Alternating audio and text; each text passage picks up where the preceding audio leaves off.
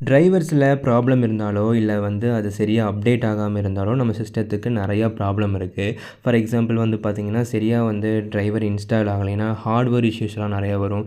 Example keyboard சரியாக work ஆகாது. அதுக்கப்புறம் யூஎஸ்பி டிடெக்ட் ஆகாது. அதுக்கப்புறம் ஸ்க்ரீன் பிரைட்னஸ் கம்மி பண்ண முடியாது. இது மாதிரியா கிராஃபிக்ஸ் கார்ட்லேருந்து எல்லா ப்ராப்ளமே வரும். அதுக்கப்புறம் பெர்ஃபார்மன்ஸ் இஷ்யூஸ் வரும். பார்த்திங்கன்னா லேப்டாப் இல்லை லேப்டாப் இல்லை சிஸ்டம் ரொம்ப ஸ்லோவாக இருக்கும். அதுக்கப்புறம் செக்யூரிட்டி இஷ்யூஸ் வரும். பார்த்திங்கன்னா உங்களுக்கு சிஸ்டம் வல்னரபிள் ஆயிரும். ஈஸியாக ஹேக் பண்ண முடியும் உங்கள் சிஸ்டத்தில். அது மாதிரி நிறைய ப்ராப்ளம்ஸ் இருக்குது. ஸோ ஒரு டிரைவரை எப்படி அஃபிஷியலாக இன்ஸ்டால் பண்ணுறது அப்படின்னு சொல்லிட்டு இந்த வீடியோவில் பார்க்கலாம். அதுக்கப்புறம் தேர்ட் பார்ட்டி டிரைவர்ஸையோ இல்லை டிரைவர் இன்ஸ்டாலரையோ நீங்கள் இன்ஸ்டால் பண்ணிடாதீங்க. அது இன்ஸ்டால் பண்ணிங்க அப்படின்னா மற்ற நல்லா இருக்க டிரைவர்ஸையும் டேமேஜ் பண்ணிடும். ஸோ அது மாதிரி எனக்கு ஒரு ப்ராப்ளம் வந்துச்சு. நான் யூஎஸ்பிக்காக டிரைவர் ஒரு இதை இன்ஸ்டால் பண்ணேன் தேர்ட் பார்ட்டியை ஒரு டிரைவர் இன்ஸ்டாலரில். ஆனால் அது என்ன பண்ணிருச்சுன்னா கிராஃபிக்ஸ் டிரைவரையும் டேமேஜ் பண்ணி விட்டுருச்சு. இப்போ எனக்கு ஸ்க்ரீன் அதோட பிரைட்னஸை கண்ட்ரோல் பண்ண முடியல. அதுக்கப்புறம் ஸ்லீப் ஆப்ஷன், ஹைபர்நெட் ஆப்ஷன் அது மாதிரி எந்த ஆப்ஷனுமே இல்லை. அதனால் இப்போ நான் என்ன பண்ண போகிறேன்னா நானும் டிரைவர் இன்ஸ்டால் பண்ண போகிறேன். வாங்க சேர்ந்து இன்ஸ்டால் பண்ணலாம். நம்ம சேனலுக்கு நீங்கள் புதுசாக இருந்தீங்கன்னா மறக்காமல் நம்ம சேனலை சப்ஸ்கிரைப் பண்ணிக்கோங்க. வாங்க வீடியோக்குள்ளே போகலாம்.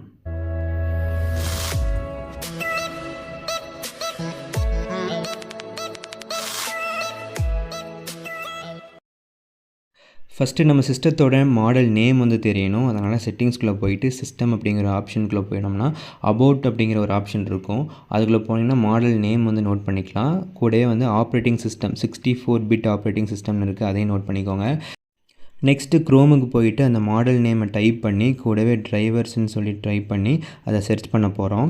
இப்போ நான் ஹெச்பிக்கு பண்ணுறேன். நீங்கள் வேறு ஏதாச்சும் கம்பெனியோடது அப்படின்னா சேம் கான்செப்ட் தான். உங்களுடைய மேனுஃபேக்சர் அந்த டிரைவர்ஸ்லாம் கொடுத்துருப்பாங்க. இப்போ நான் எக்ஸாம்பிள் ஹெச்பிக்கு பண்ணி காமிக்கிறேன். இப்போது ஃபஸ்ட்டு சர்ச் பண்ணோடனே ஃபஸ்ட்டு லிங்க் கிளிக் பண்ணிக்கோங்க. கிளிக் பண்ணி உள்ளே போய்க்கோங்க.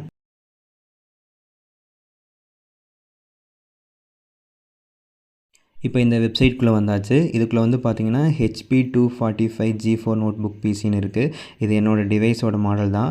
ஸோ நீங்கள் அதை செக் பண்ணிக்கோங்க. கொஞ்சம் கீழே வந்தீங்கன்னா உங்களுக்கு OS செலக்ட் பண்ண சொல்லியிருக்காங்க. செலக்ட் பண்ணிக்கோங்க. செலக்ட் பண்ண பிறகு ரைட் சைட் பார்த்தீங்கன்னா உங்களுக்கு அதோட வேர்ஷன் செலக்ட் பண்ண சொல்லியிருக்காங்க. நான் 64 பிட் அதை செலக்ட் பண்ணிக்கிறேன். செலக்ட் பண்ணிவிட்டு நீங்கள் சப்மிட் கொடுத்தீங்கன்னா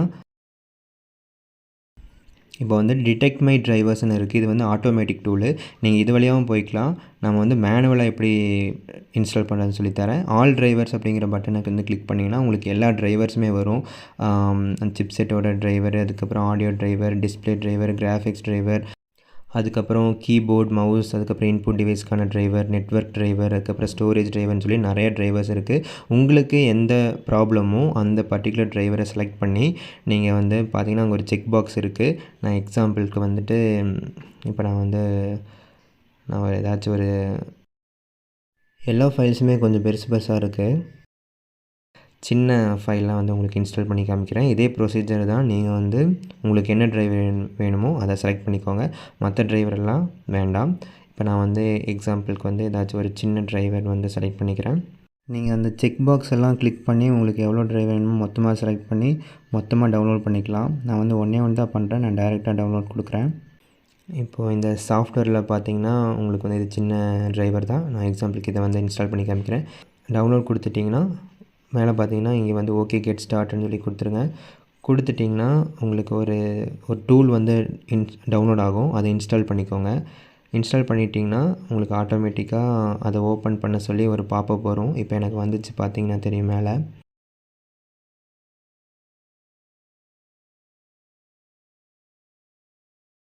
பார்த்திங்கன்னா இதை இன்ஸ்டால் பண்ணிட்டிங்கன்னா அந்த ஒரு ஃபைல் டவுன்லோட் ஆச்சுல்ல, அதை கிளிக் பண்ணி இன்ஸ்டால் பண்ணிக்கோங்க. நான் ஆல்ரெடி இன்ஸ்டால் பண்ணி வச்சுருந்தனால எனக்கு அதுவாக பாப்பப் ஆகுது.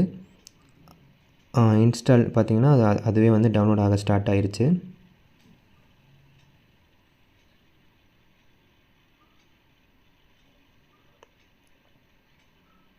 இப்போ இது 100% டவுன்லோட் ஆகிருச்சு. அதுக்கப்புறம் டவுன்லோட் ஆகி முடிச்சோன்னே ரைட் சைட் பார்த்திங்கன்னா அந்த இடத்துல உங்களுக்கு இன்ஸ்டால் நவுன்னு ஒரு ஆப்ஷன் காட்டும்.